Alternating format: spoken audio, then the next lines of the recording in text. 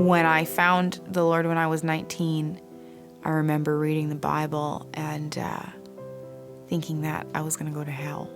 Premarital sex, done. Drugs, done. Stealing, lying, all of it. And I would tuck my Bible under the bed as far away from me as possible, But he just kept loving me, and he kept sending people into my life to love me.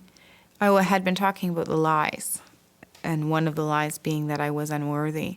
When I was a prostitute, I remember standing on the street corner, and I would be out there for months. I would, days at a time, weeks at a time, like as long as I could stay awake, I would. I would, find a date, customer. I would make my money. I would go into the crack house. I would buy my drugs. I would, nurse them and make them last as long as they could. And as soon as they were gone, I would go out and get more. And it was just a constant cycle, winter, summer, didn't matter. Didn't matter what time of day it was. When I woke up first thing in the morning, I would either clean my pipe or have a hit if I had some left over from the night before, and I would go again. And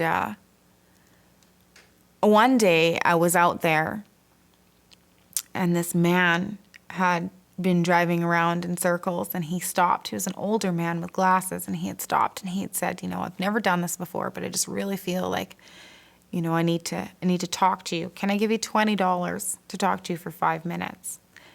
And I said, yeah, because that was easy money, right? And I had kind of been praying in my head, like, oh God, just give me one more and then I'll stop, I'll go in for the night, like, please, And so this man had come and he said, I just really feel like the Lord wanted me to stop.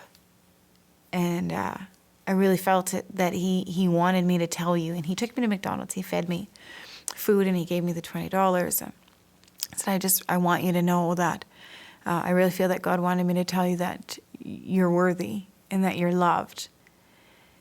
And he wants you to know that your story doesn't end here and that he has something great for you. When he dropped me off, I went straight to the crack house with my $20 and got high. And I thought, what a sucker, that was weird. And I never really gave it more thought. But years later, over 15 years later, of all the many men that I've met and all the people that I've seen, he's the one that I remember. And what God has taught me in that is that I am valuable. No matter where we are in life, we're valuable. No matter what we're doing in life, we're valuable. And the experiences that we have that the enemy tries to use to tell us that we're not valuable are actually part of what makes us more valuable. Because I like to say my story is my ministry, right?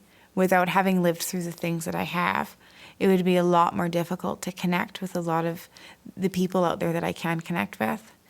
My way of thinking would be different. I may be more judgmental. I may be someone who expects people to get it right away. Being a Christian with my background in a church is not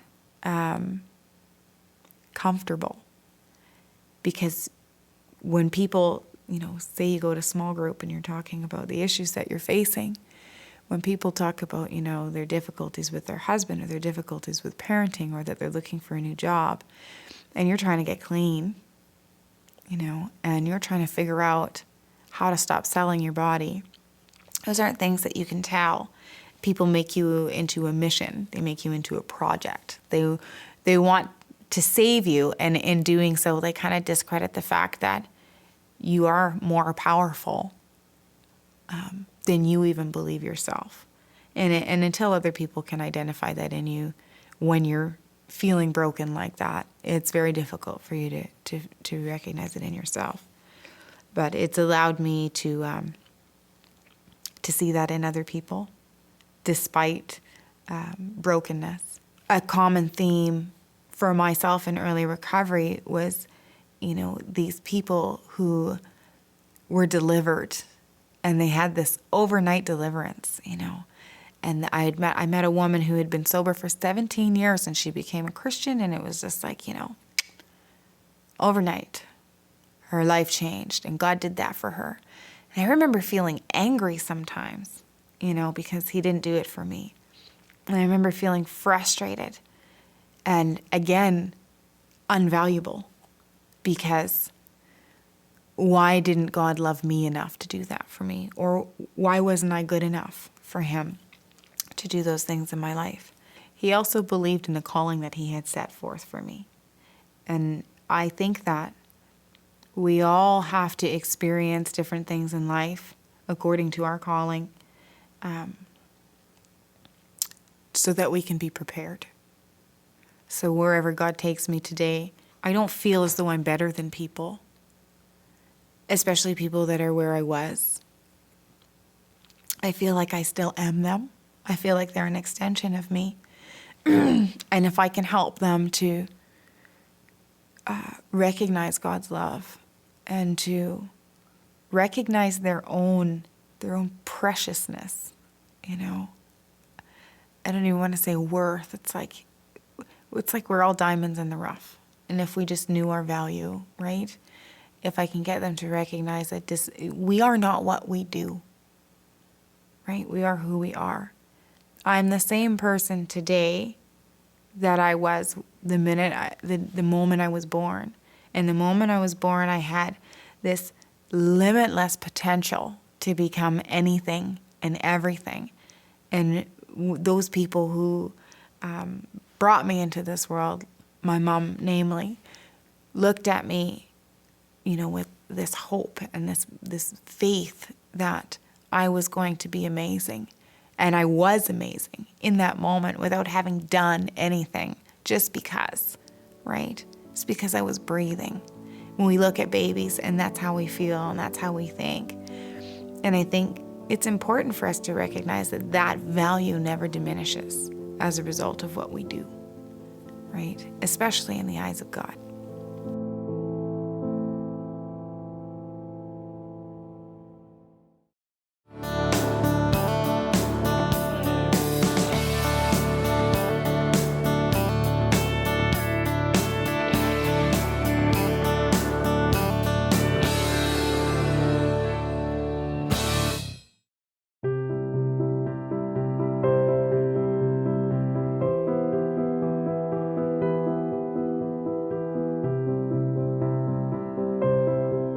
Most of the people that I bullied, I went to school with from kindergarten to grade 12. And when I had a big change of wanting to be the everyday Christian, I knew that God had forgiven me. I knew that I needed to make things right with God, but I knew that part of my guilt wouldn't really be gone until I had also told them that I was sorry.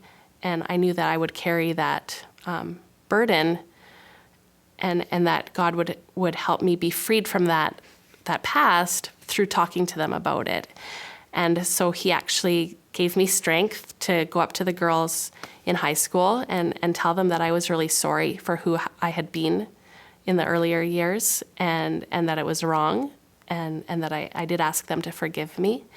There was one girl, the one who I was the worst to, who I didn't see anymore in high school. And I actually remember just feeling strongly that I had to phone her. I had to find a way to get in touch with her. And I remember looking her up in the phone book and finding her name and her address, and I knew it was the right number. And I got so nervous.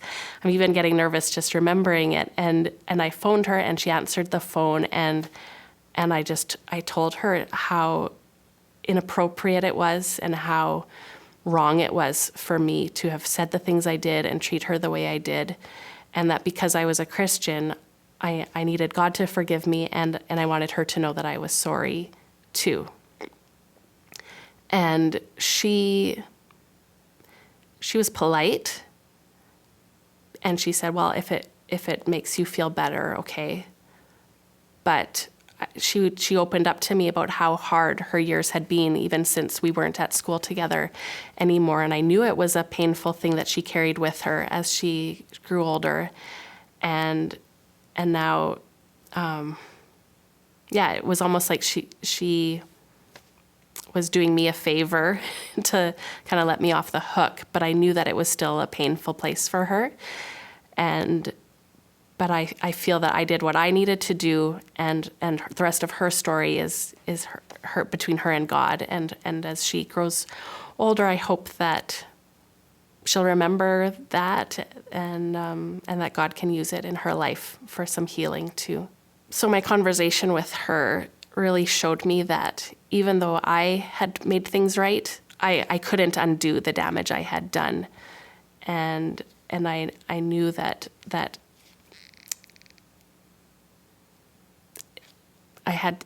everyone has to be careful. I have to be careful about my words and my actions, and I don't know how it's going to affect someone else and their future.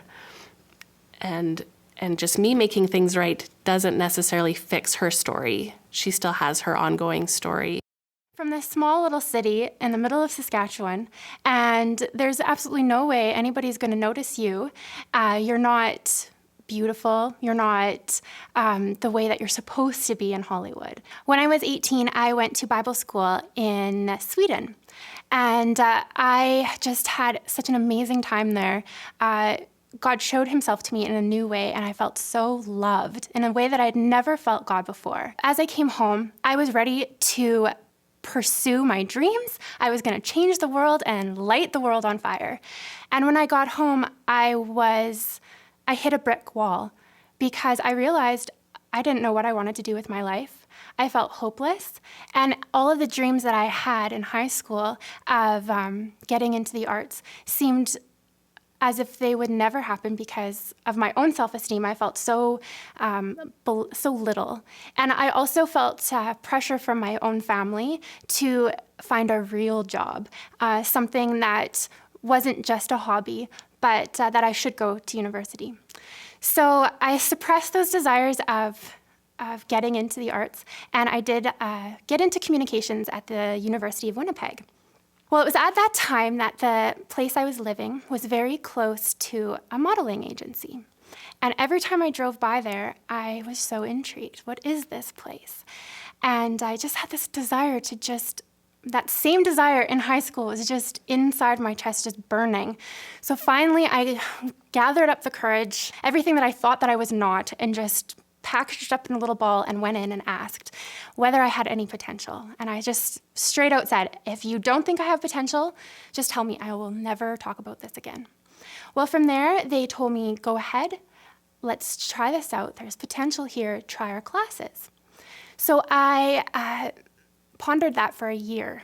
And I really struggled with the same things in high school. I'm not worth it, I'm ugly, I'm not tall enough, I'm not skinny enough. And after a full year of really thinking on it, I thought, I've got to try this. What's the worst that can happen? So I tried it out, and I was in love. I felt like I had found what I had been looking for so long, and I just absolutely loved the work. I loved meeting new people every day. I loved that my job was different every day, and I loved being in front of the camera. Well, I signed with my first agency 7 months after I started my classes with my at the school.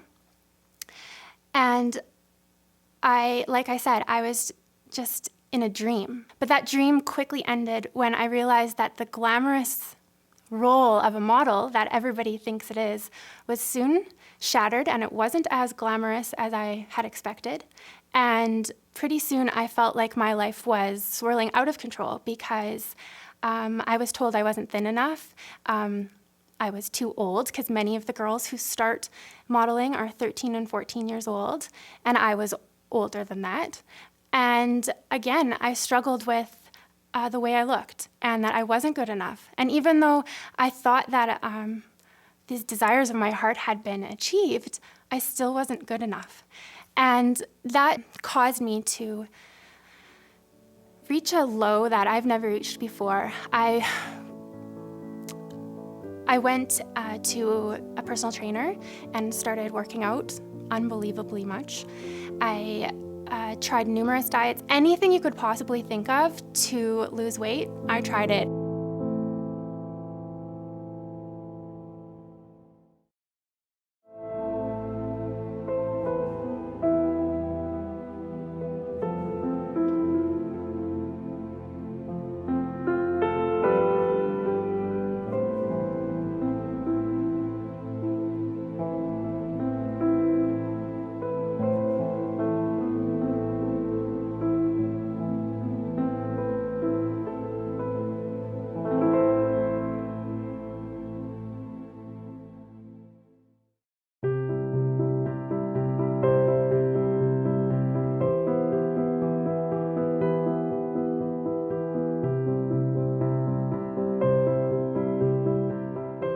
almost embarrassing some of the things I tried simply to get down to that standard of beauty that is so prevalent in our culture today.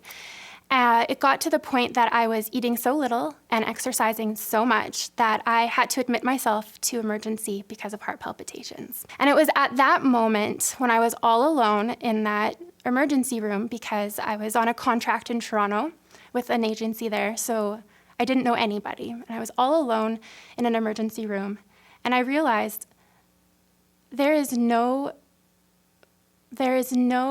achievable standard of perfection for beauty, because of the inches I would lose, the weight I would lose, I would be constantly told to lose more. And I looked at my body and there was nothing left to lose, even if I had tried. I remember my personal trainer, I had been complaining, like, I just don't understand why I'm not getting any smaller. And he just looked at me and said, Raelynn, that's because it's bone. There's nothing left to lose. So from there, you would think that would have been my wake-up call, but it wasn't. And I kept going and kept trying. And that's when I got really sick. And I had to quit my job because I was so ill. All I could do was lay on the couch. I went to numerous doctors over multiple cities, and everybody told me that there was nothing wrong, but I knew that they were wrong. I knew I was sick. I had reached that low again, that I had reached that brick wall that I had hit when I got back from Bible school, realizing that there was no purpose for me, that everything that I had tried had not worked out. And it got to the point where I really questioned life altogether. What was the point of living if I couldn't even do what was so deeply set in my heart, and if I felt so ugly? And I struggled with this for over a year, and I couldn't model because I was so sick. And it was in those moments that God showed himself to me in a totally new way than I had ever experienced him before, and said to me, Raelynn, I did give you those desires of your heart. I did give you modeling, but you took that into your own hands and tried to do with it what you had in mind, and not what I had in mind. And I realized that God had placed modeling on my heart from the time I was even a very little girl. I loved doing that type of thing. But his desire for me was to change the idea of what beauty is in our culture. And I couldn't do that if I was just as thin and just as tall and just as beautiful as all of the other girls that I saw in the magazine. I had to be different. And it was okay if I was a little curvier, or if I was a little shorter, or if my nose was a little different than everybody else's. And when I realized that I could rest in the fact that God had made me beautiful and unique for a reason, and that he placed those desires on my heart for a reason and to use me, but I had to surrender that to him and believe him and trust him. It was in those years that I met up with a guy. I started dating an older guy who was very much into a bad scene. I got caught up with him, and I really, really thought I loved this guy. He paid attention to me. He told me everything I wanted to hear. He was there for me when my mom passed away. He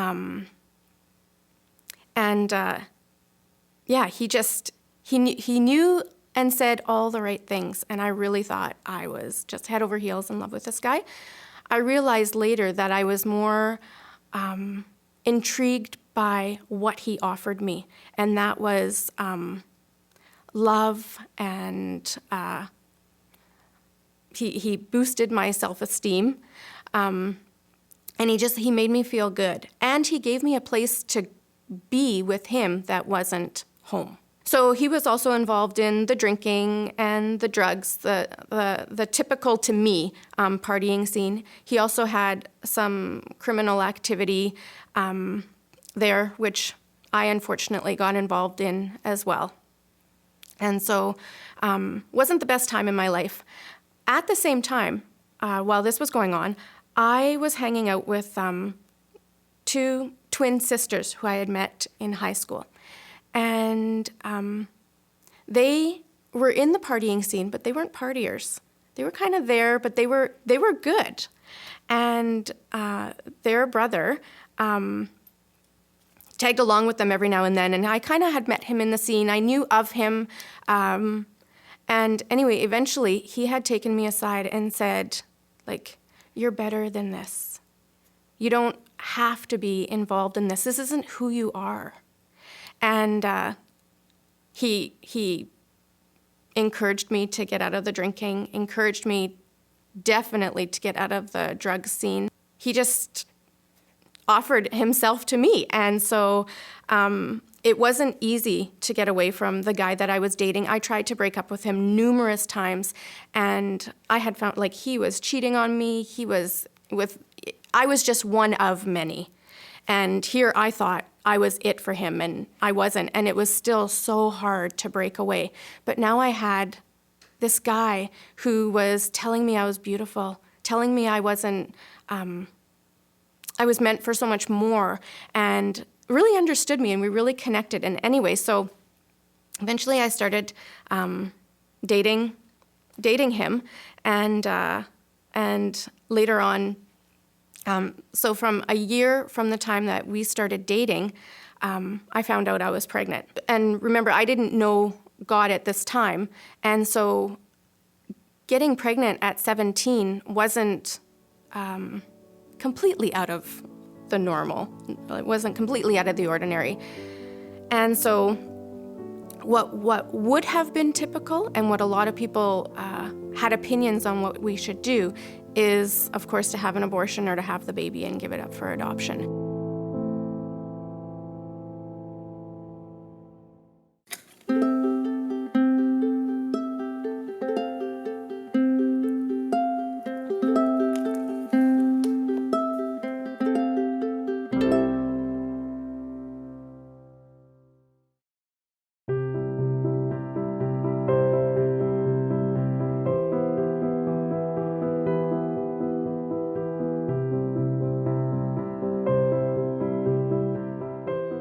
We had people very, very close to us imposing those opinions on us.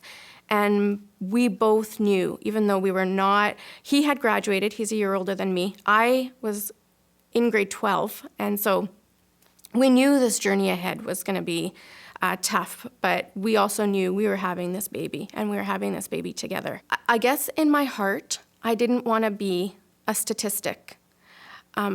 Deep down inside, I didn't want Paul to leave me. I didn't want to raise this baby on my own. I didn't want to get married just for the sake of getting married. Everyone was saying, oh, kids having kids, and I believed that, and like I knew it made sense, but I didn't want to be that person. I wanted to make this work. So I graduated from high school, and right at that time, my sister Kelly also had a life change, and she had come to know Jesus. She had people in her life who knew the Lord and were speaking into her life, and I could literally see the change in her. Would I accept it? No. I was doing my own thing, and I didn't need that. I looked at Christianity as a crutch, like something that people who are weak need it, and I didn't need that. I was good. I was going to make it in this world, but Kelly and now her new husband, they were talking to us about the Lord. They were asking us to come to their church. They were giving us books about the faith, and I could just see such an appealing and contagious change in her. So here I was, this mom with 2 kids, married, and I thought, like, who am I? What am I missing out on? And so I started thinking about this guy that I had dated in my younger years, this guy who was into the party scene, and all of that right now was very, very attractive because I felt very tied down. And so in a moment of weakness, I called up this guy. And my boys were sleeping. Paul was sleeping. I was sitting out in my backyard, just dwelling on life. And so I called up this guy and I said, hey, you want to meet somewhere? And I still knew him because we had mutual friends, but I had not talked to this guy in years. And this guy who would normally have jumped on an opportunity like that with wisdom and a heart that I didn't even know existed, turned me down and said, no, you're married, you have kids, you're living the life, and no. And he wouldn't meet me. And I hung up the phone and I thought, wow, it's almost like I had hit a wall. I had come to a crossroads.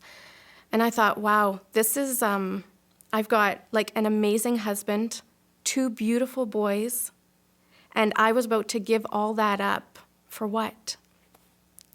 And so it was in the days that followed that, Paul completely oblivious to what had just went down, that I started thinking about this Jesus that Kelly was talking about and church. And I started thinking about the changes that I had seen in my sister. And I woke up one morning and I said to Paul, I think I do want to go to church. And Paul had exposure to church in the past. He had actually even given his life to the Lord at an altar call that had happened at a event that he had gone to with a friend. But because there was no follow-up, nothing after that, it was just something that happened in his life. But years later, when I came to him and I said, I think I do want to go to church. I want to try this thing. There was no hesitation for him. He just said, okay, it'll be great for the boys, and let's go.